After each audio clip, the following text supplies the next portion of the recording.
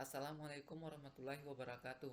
Perkenalkan, nama saya Abdullah Mansur dengan NIM 19650.012. Di sini saya akan menjelaskan setiap model-model pengembangan rekayasa perangkat lunak di setiap sub model bagian model rekayasa perangkat lunak pada poin-poin ini, dan paparan kelebihan dan kekurangannya serta pemaparan bagaimana implementasi dan penerapan model tersebut. Yang pertama, model waterfall. Model waterfall terdiri dari communication, planning, modeling, construction, deployment. Model waterfall. Model ini adalah model sekuensial linear atau sering disebut model pengembangan air terjun, yang merupakan paradigma model pengembangan perangkat lunak paling tua dan paling banyak dipakai.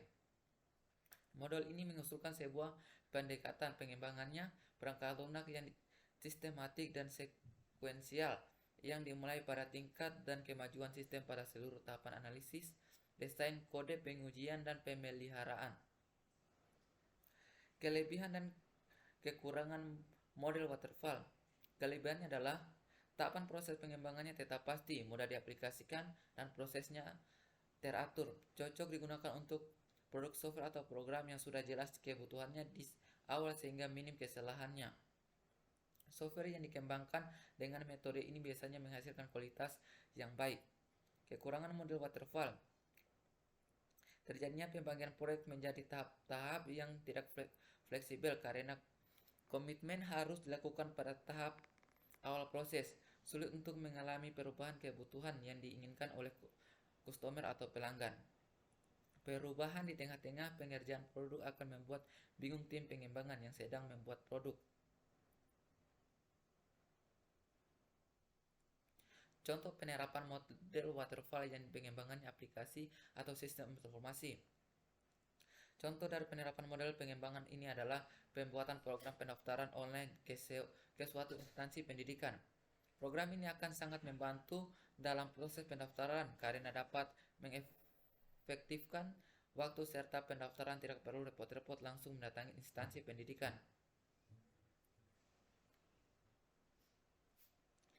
Model prototyping terdiri dari communication, quick plan, quick design, prototype connection, delivering, dan feedback. Metode prototype merupakan suatu paradigma baru dalam metode pengembangan perangkat lunak, di mana metode ini tidak hanya sekedar evolusi dalam dunia pengembangan perangkat lunak, tetapi juga merevolusi metode pengembangan perangkat lunak yang lama, yaitu sistem sekuensial yang biasanya dikenal dengan nama SDLC atau Waterfall Development Model. Kelebihan dan kekurangan model prototyping. Kelebihan: menentukan kebutuhan lebih mudah diwujudkan, mempersingkat waktu pengembangan produk perangkat lunak, adanya komunikasi yang baik antara pengembangan dan pelanggan. Kekurangan: proses analisis ini perancangan terlalu singkat, biasanya kekurang fleksibel dalam menghadapi perubahan. Pengembangan kadang-kadang membuat kompromi implementasi dengan menggunakan sistem operasi yang tidak relevan dan algoritmanya yang tidak efisien. Penerapan model prototyping dalam pengembangan aplikasi atau sistem informasi. Pada sebuah rumah sakit ingin membuat aplikasi sistem database untuk pendataan pasien, seorang atau sekelompok programmer akan melakukan identifikasi mengenai apa saja yang akan dibutuhkan oleh pelanggan dan bagaimana model kerja program tersebut. Kemudian dilakukan rancangan program yang diajukan kepada pelanggan. Hasil atau penilaian dari pelanggan dievaluasi dan analisis kebutuhan pemakai kembali dilakukan. Model spiral terdiri dari communication, planning, modeling, construction, deployment. Model ini mengadaptasi dua model perangkat lunak yang ada, yaitu model prototyping dengan pengulangan dan model waterfall dalam pengendalian dan sistematikanya. Model ini dikenal dengan sebuah sebutan spiral Bohm. Pengembangan dalam model ini memadukan beberapa model umum tersebut untuk menghasilkan produk khusus atau untuk menjawab persoalan-persoalan tertentu selama proses mengerjakan proyek. Kelebihan dan kekurangan model spiral. Kelebihan model inilah adalah sangat mempertimbangkan risiko kemudian munculnya kesalahan sehingga sangat dapat diandalkan untuk pengembangan perangkat lunak skala besar. Kekurangannya, model ini adalah waktu yang dibutuhkan untuk mengembangkan perangkat lunak cukup panjang, demikian juga biaya yang sebesar. Selain itu sangat tergantung kepada tenaga ahli yang dapat memperkirakan risiko. Terdapat pula kesulitan untuk mengontrol proses. Penerapan spiral. Contoh penerapan model spiral dalam pengembangan aplikasi atau sistem informasi. Model atau spiral atau BEM sangat cocok diterapkan untuk pengembangan sistem dan perangkat lunak skala besar di mana pengembangan dan pemakaian dapat lebih mudah memahami kondisi pada setiap tahapan dan bereaksi terhadap kemungkinan terjadinya kesalahan. Selain itu diharapkan juga waktu dan dana yang tersedia cukup memadai. Model RAT terdiri komunikasi planning. Planning terdiri dari modeling 1, construction, modeling 2, construction, modeling 3, construction, dan lari ke development. Rapid Application Development atau RAD adalah sebuah model proses pengembangan perangkat lunak sekuensial linear yang menentukan siklus pengembangan yang sangat pendek, kira-kira 60-90 harian. Model RAD ini merupakan sebuah adaptasi kecepatan tinggi dari model sekuensial linear di mana pengembangan dapat dicapai dengan menggunakan pendekatan konstruksi berbasis komponen. Kekurangan, kelebihan dan kekurangan model RAD.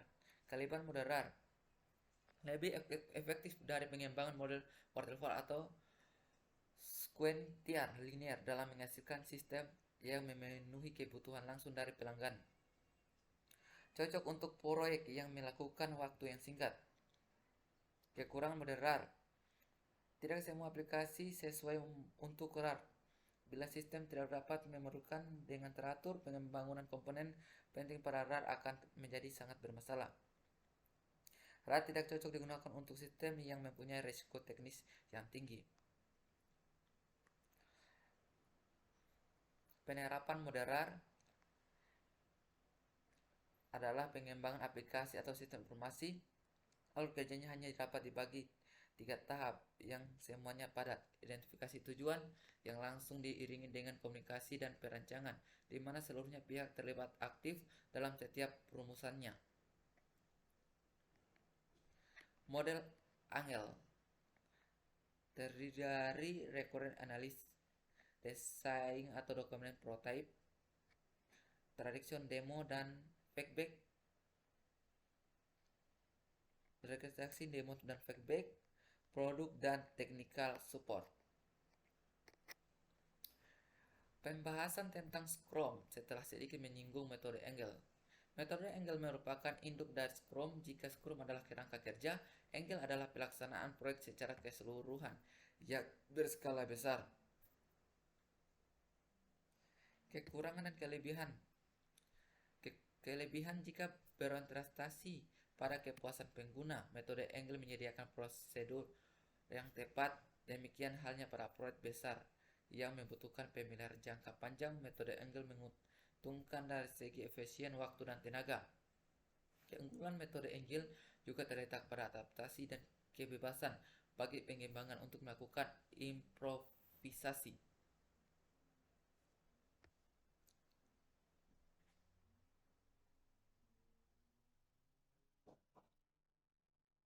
Penerapan model Angel dalam pengembangan aplikasi atau sistem informasi. Metode ini tergolong modern karena menentukan kepada implementasi dan adaptasi.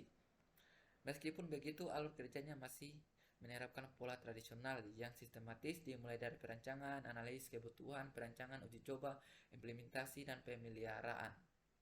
Salah satu kunci dari Angel adalah dokumentasi pekerjaan. Model Scrum. Model Scrum terdiri dari product owner yang terdiri dari product breaking, support planning meeting, dan tim. Sprint breaking, Scrum Master, daily Scrum, finishing work, sprint review, dan support property.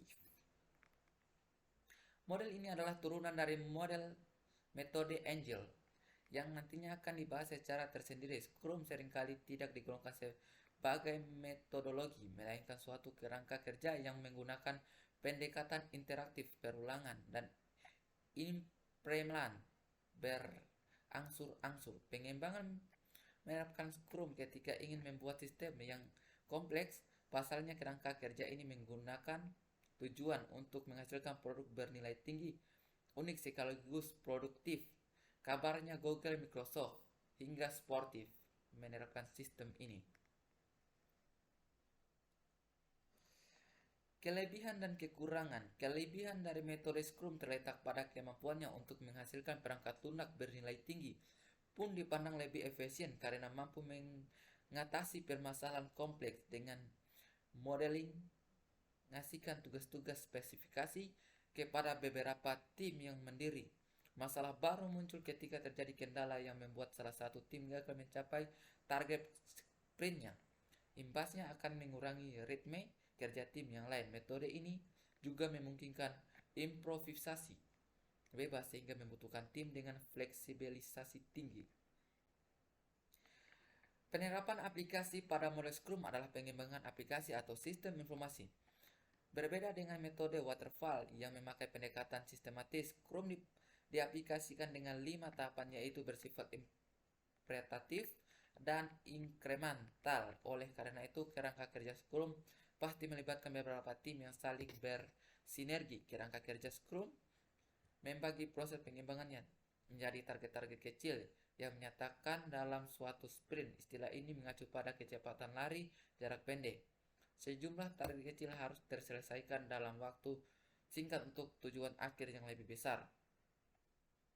Itulah hasil penjelasan saya, yaitu model perangkat lunak. Sekian dan terima kasih. Saya ucapkan wabillahi taufiq walhidayah. Wassalamualaikum warahmatullahi wabarakatuh.